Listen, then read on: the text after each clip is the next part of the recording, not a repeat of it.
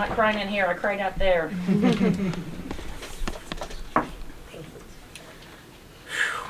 Recording in progress. All right, welcome to the Dallas Wings post-game press conference featuring head coach Latricia Trammell after a 106-91 victory over the Seattle Storm, which, with the victory, clinched the Dallas Wings the number 4 overall seed in the 2023 WNBA playoffs. Let's go. Take it from there, guys. Go ahead. How does it feel? Oh, I'm so happy for this team. I am so. You know, when you see people go through their different journeys, right? And going from different teams and then coming in and just buying in and that connection and just the, you know, the will to win. I've said that 1,000 times, but just happy for them. What about for you? You know, a lot of coaching stops, Yeah. and this is your first time as a WNBA head coach. To have a season like this, what does it mean? Well, you know, I obviously thank the organization for giving me this opportunity. I mean, I'm not, you know, for Greg and Bill, and yeah, I mean, it's been really a special journey. I always say it's because of the players. You know, we've had adversity along the way, just like with any extended family, right? But they always find a way to come back together, and I'm just happy for my family, my extended family, people that has, you know, that has helped me along the way too. And so I'm just honored and blessed. Very grateful. Coach, you had 5 players in double digits tonight, and as a team, you shot 60%, Yeah. 59.4 basically. So, Yeah, I was a teacher. I'll There you round go. up too. what are your thoughts on the way your offense has been moving? Yeah, I mean, we shared it, right? I mean, that's a perfect example of it. We talked about that too. We always say sharing's caring, and so they gave up the me for the we tonight. And so if they do that, that's going to be hard to cover everyone. So that's great to see here late. On that note, Enrique, career high 10 assists. Yeah. How is his game an embodiment of the improvements she's made in that regard this season? Yeah, we're not here without her. You know, I mean, she's such a competitor. I mean, she could stay out there and play another game right now, and feel good. You know, not be too winded. But yeah, her growth has been unbelievable.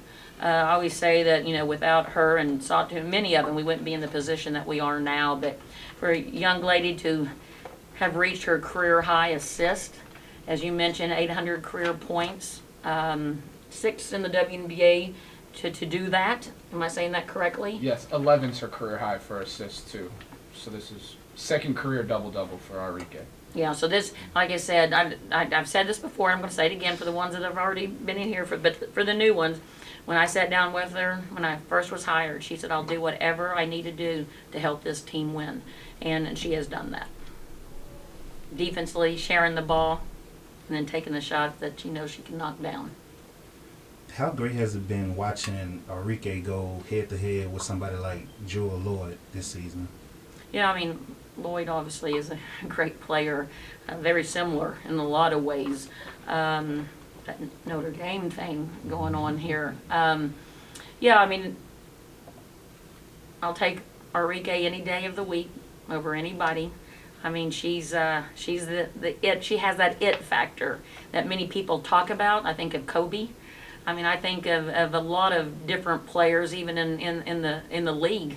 In the past, we talked about Maya Moore. We talked about some, you know, there's just many people, but she has that it factor that every coach wants on their team.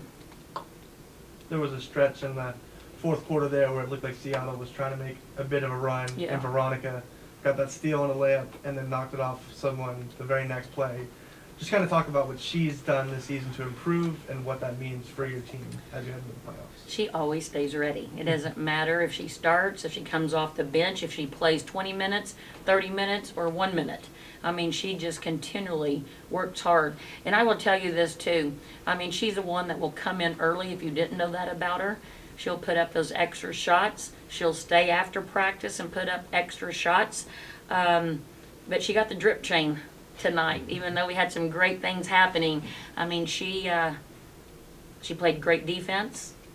She kept the team where they needed to be on the offenses, used her voice greatly, stayed positive, and had fun doing it. Josh had 14 in the second quarter there. How big was that sort of keep you guys afloat when Seattle was trying to put some punches in there? Yeah, Peter, I think that's what goes back to what you said, about having multiple people that scored, tonight. And it seemed like anytime they'd go on a run or there'd be a little lag, someone else would step up. And that's how championships are won, is when you have multiple people like that can step up at any given time. Definitely a great team effort. Going off that as well, you guys only allowed 32 paint points tonight. Yeah. And dominated on the other end as well. I think Yeah. you guys had 60. Felt like Kalani was really big. You guys put her close to the level of screen tonight, Yeah. and she really was able to move. With her impact and her presence that she can bring, doing multiple things for you guys, in terms of what that brings for you, what can you kind of elaborate on that? Kalani's shooting like something outrageous, like 70%, from in the paint. And tonight she's 5 for 6, 2 free throws, 5 rebounds. We talked about that. It challenged her to get 5 or more, and then ended with 12 points. When you have T that's doing what T does, and then when she comes out to have someone like Kalani that continues to have that post presence, that dominant inside game, not too many people have that coming off their bench. And so that's, I always like to say, that's double trouble for anyone. We'll go one more on Zoom to Christian. Hey, Coach, congrats on the win and clinching the 4th seed as well as home court advantage. Thank you very much. There are only 4 lead changes throughout the entire game, but in the second half, Seattle was making a couple pushes where they brought the lead back down to, I believe it was 9 points around the end of the 3rd quarter.